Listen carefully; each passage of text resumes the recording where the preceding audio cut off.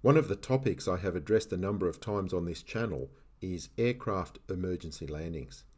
In this video, titled Flat Earthers Don't Understand Aircraft Emergency Landings, we look at a flight plan between Christchurch in New Zealand and Santiago in Chile. This is one I flew myself back in August 2016 on the way to Rio for the Olympics. In this video, I demonstrate how flight plans actually calculate the most suitable diversion airports in advance and how those airports change as you progress along the route. In another video, I look at some of the factors that a pilot has to consider when selecting the most suitable alternate airport. In this video, we're going to look at an actual emergency landing made by a Qantas aircraft in December 2017. QF64 had departed Johannesburg in South Africa bound for Sydney, Australia, but due to a medical emergency with a female passenger falling unconscious, they chose to divert to a closer airport.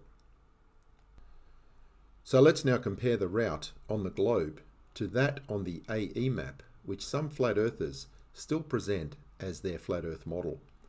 You can see on the globe, the flight goes primarily over water and approaches Sydney from the southwest. On the AE map, it is primarily over land.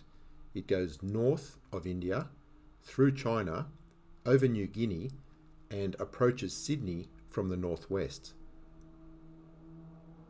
The path is completely different on each model.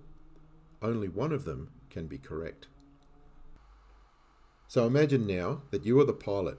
You're halfway across the Indian Ocean with a passenger that needs urgent medical attention at a hospital. What will you do? Will you turn back and go to Johannesburg? Will you continue to Sydney? Or will you find another alternate that is closer? From halfway across the Indian Ocean, I think we can all agree that Perth looks like a pretty good option. So if the Earth is a globe, Perth was a logical choice. In fact, along this route, Perth is the closest airport for several hours of the flight. On the flat Earth map, the situation is quite different. Along this flight path, we have Saudi Arabia, airports in Europe, India, Malaysia, China, Indonesia, New Guinea, and even Darwin in Australia that are closer options to Perth. So as you can see, a diversion to Perth on the flat Earth map makes no sense. On the globe, it makes perfect sense. Where did the aircraft actually land? In Perth, of course, because the Earth is a globe. Qantas Flight 64 diverted to Perth over medical emergency. I'm curious to see what flat earthers like Dave here have to say about this diversion. Now let's face it, David, you're not a pilot. You don't know how to flight plan. You have no experience planning an emergency diversion in a real aircraft. So why do you make videos about the topic? It makes no sense at all. In fact, to a real pilot, watching flat earthers talk about these emergency landings is like watching 5-year-olds talk about the politics of the Cold War. So at this point, I find the whole situation quite amusing. I have tried to engage these flat earthers a number of times on the topic, but they keep running away, deleting my comments and blocking me. Despite having no personal experience with flight planning or conducting aircraft emergencies, these flat earthers seem happy to make their videos, but quite afraid to talk to a real pilot about it. I wonder why that is. So just to finish off, I want to show you part of the Quick Reference Handbook Volume 2 for the Global 7500. Volume 2 contains the non-normal and emergency procedures. On page 12, we have the landing expressions that are used in the checklist. The checklist might direct us to land immediately. In that case, the urgency of the landing is paramount. The primary consideration is to ensure the survival of the occupants. So that's the most critical situation.